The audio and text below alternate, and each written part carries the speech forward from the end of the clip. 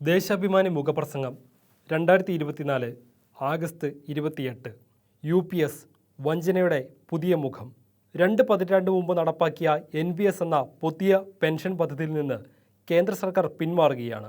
2025 April 1 മുതൽ ഏകീകൃത pension പദ്ധതി നടപ്പാക്കാൻ തീരുമാനമായി.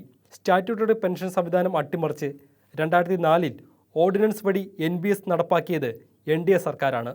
ഇതിന് നിയമസാധുത നൽകാൻ PFRDA ബിൽ പാസാക്കിയത് 2013 രണ്ടാം UPA സർക്കാരും.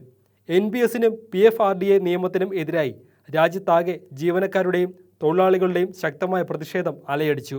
NPS പിൻവലിക്കുക എന്നത് കഴിഞ്ഞ വർഷങ്ങളിൽ കേന്ദ്ര ട്രേഡ് യൂണിയനുകൾ നടത്തിയ എല്ലാ അഖിലേന്ത്യാ പണിമുടക്കുകളിലും പ്രധാന ആവശ്യമായി ഉയർത്തി. ഇക്കഴിഞ്ഞ ലോക്സഭാ പൊതു തെരഞ്ഞെടുപ്പിൽ BJPക്ക് തിരിച്ചടിയേൽക്കാൻ കാരണമായ വിഷയങ്ങളിൽ ഒന്നായും ഇത് വിലയിരുത്തപ്പെടുന്നു. ഇപ്പോൾ ഹരിയാന, ജമ്മു കശ്മീർ നിയമസഭാ തെരഞ്ഞെടുപ്പുകൾ പ്രഖ്യാപിച്ചിരിക്കുകയാണ്. മാസങ്ങൾക്കകം മഹാരാഷ്ട്ര, ജാർഖണ്ഡ് നിയമസഭകളിലേക്കും തെരഞ്ഞെടുപ്പ് നടക്കും. ഈ സാഹചര്യത്തിലാണ് ജീവനക്കാരുടെ ആവശ്യപ്രകാരം NPS പരിഷ്കരിക്കുന്നുവെന്ന വിശദീകരണത്തോടെ UPS പ്രഖ്യാപിച്ചത്. പങ്കാളിത്ത പെൻഷൻ പദ്ധതിയുടെ ചട്ടക്കൂടിൽ തന്നെയാണ് UPS. ചുരുങ്ങിയത് 25 വർഷം സർവീസുള്ളവർക്ക് അവസാന 12 മാസത്തെ അടിസ്ഥാന ശമ്പളത്തിൻ്റെ ശരാശരിയുടെ 50% പെൻഷനായി ലഭിക്കുമെന്ന് ഉറപ്പാക്കും. 10 വർഷം സർവീസുള്ളവർക്ക് മിനിമം പെൻഷൻ 10,000 രൂപ.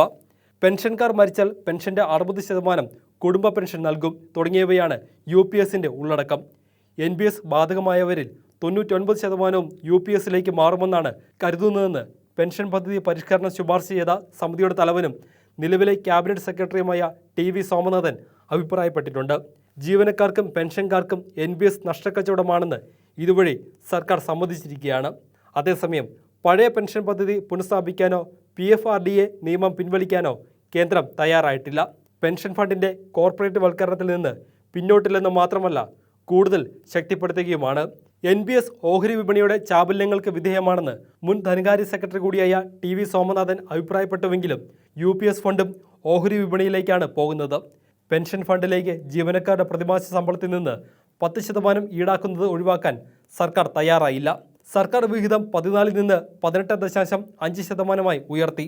കഴിഞ്ഞ സാമ്പത്തിക വർഷം വരെ NPS വഴി 10 ലക്ഷം കോടിയിൽ പരം രൂപ ഓഹരി വിപണിയിൽ ഇറക്കിയിട്ടുണ്ട്. സർക്കാർ വിഹിതം 4.5% കൂടി ഉയർത്തുന്നതോടെ കോർപ്പറേറ്റുകൾക്ക് കുശാലാകും. സർക്കാരിൻ്റെയും ജീവനക്കാരുടെയും വക ലക്ഷക്കണക്കിന് കോടി രൂപ ഓഹരി കമ്പോളത്തിൽ കോർപ്പറേറ്റുകൾക്ക് കൊള്ളലാഭം ഉണ്ടാക്കാനായി വിട്ടുകൊടുക്കുകയാണ്. പഴയ സംവിധാനം അനുസരിച്ച് പെൻഷൻ നൽകാൻ പണമില്ലെന്ന് പറയുന്ന കേന്ദ്രത്തിന് ഇക്കാര്യത്തിൽ ബുദ്ധിമുട്ടില്ല.